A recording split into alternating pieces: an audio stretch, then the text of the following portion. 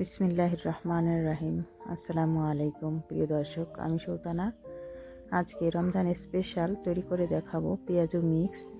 তো এখানে পেঁয়াজু যাতে আমরা সবাই খুব ঝটপট তৈরি করতে পারি কম সময়ে, তার জন্য পেঁয়াজু মিক্স তৈরি করে নেব। তো যাই হোক, এখানে এই পেঁয়াজু মিক্স তৈরি করার জন্য এখানে মসুর ডাল 1 কাপ এবং সম পরিমাণে এখানে আমি নিয়েছি চিনি গুঁড়া চাল। এরপর নিচ্ছি বুটের ডাল। আপনারা চাইলে এখানে মুগ ডাল নিতে পারেন, তবে আমার ঘরে যে কয়টা উপকরণ ছিল সেই কয়টা উপকরণ দিয়ে আপনাদেরকে আজকের পেঁয়াজু মিক্স রেসিপি তৈরি করে দেখাবো। সব ধরনের ডাল কিন্তু সবার ঘরে থাকে না, তাই আমি চেষ্টা করেছি এই অল্প কিছু উপকরণ দিয়ে যাতে পেঁয়াজু মিক্স তৈরি করে কিভাবে শেয়ার করলে আপনারা সবাই উপকৃত হবেন, সেইভাবে আজকের পেঁয়াজু মিক্স তৈরি করে পেঁয়াজু রেসিপি তৈরি করে আপনাদের দেখাবো। তো যাই হোক, সবগুলো উপকরণ একসাথে মিশিয়ে পানিতে ধুয়ে শুকিয়ে নিয়েছি রোদে, একদম কড়কড়ে করে শুকিয়ে নিয়েছি। এরপর ব্লেন্ডারে ব্লেন্ড করে নিব। একদম মিহি করব না, একদম মিহি করলে কিন্তু সেটা আবার বেসন হয়ে যাবে।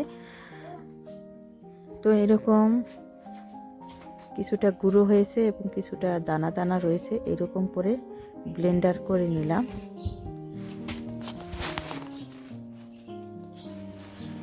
এখন ব্লেন্ডার থেকে নিয়ে নিলাম একটি পাত্রে এই পেঁয়াজু মিক্সগুলোকে।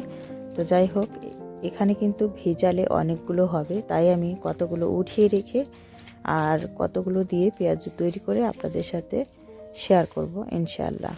তো পেঁয়াজু মিক্স কিন্তু এরকম হয়েছে, পেঁয়াজু মিক্স পাউডারগুলো।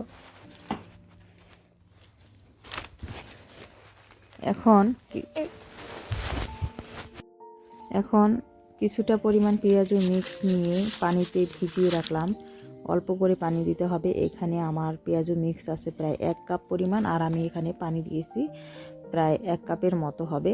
তো যাই হোক, পানি দিয়ে এবার ভালো করে মিশিয়ে রেখেছি।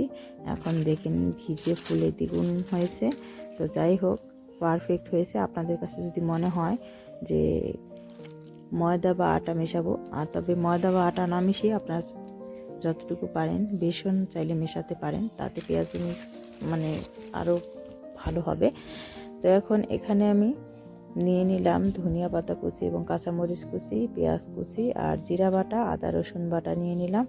এখানে আদা এবং রসুন এক জায়গায় বেটে নিয়েছি। এরপর পরিমাণ মতো হলুদ গুঁড়া দিয়েছি আর গুঁড়া মরিচ দিয়েছি, ঝাল আপনাদের পছন্দ মতো অ্যাড করবেন। এরপর গরম মশলার গুঁড়া এবং পাঁচফোড়ন গুঁড়া অ্যাড করলাম। এই কয়টা উপকরণ দিয়ে এবার ভালো করে মিশিয়ে নিচ্ছি। এখানে কিন্তু কোনো রকমের লবণ দেওয়া হয়নি, তাই এখানে লবণ অ্যাড করলাম। এরপর আবারও ভালো করে মিশিয়ে নিচ্ছি। আর এইভাবে পেঁয়াজু মিক্স তৈরি করে আপনারা ঘরে রেখে দীর্ঘদিন পর্যন্ত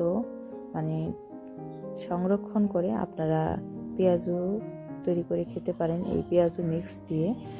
আর ভালো করে কিন্তু আপনারা এই পেঁয়াজু মিক্সটা ভালো করে রোদে শুকিয়ে তারপর একটি জারে সংরক্ষণ করে রাখবেন, তাতে কিন্তু দীর্ঘদিন পর্যন্ত ভালো থাকবে। তো যাই হোক, এখন এক এক করে দিয়ে পেঁয়াজু মিক্স দিয়ে আমি পেঁয়াজুটা তৈরি করে নিলাম। আর যখন মচমচে হয়েছে তখন আমি এখান থেকে তুলে নিলাম। আর তেলটা অবশ্যই গরম করে রাখবেন, আর মিডিয়াম টু লো আছে পেঁয়াজুগুলোকে ভেজে নেবেন, তাহলে পেঁয়াজুটা ভালো হবে।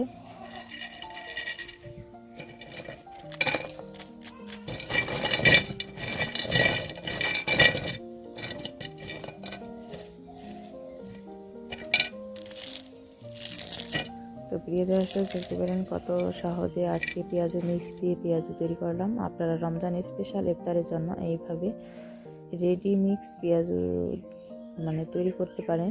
পেঁয়াজু মিক্স দিয়ে এইভাবে খুব সহজে কম সময়ে পেঁয়াজু তৈরি করতে পারেন। ধন্যবাদ সবাইকে। পরবর্তী রেসিপিতে দেখা হবে ইনশাআল্লাহ। আজকে পর্যন্তই। সবাই ভালো থাকবেন, সুস্থ থাকবেন। আল্লাহ হাফেজ।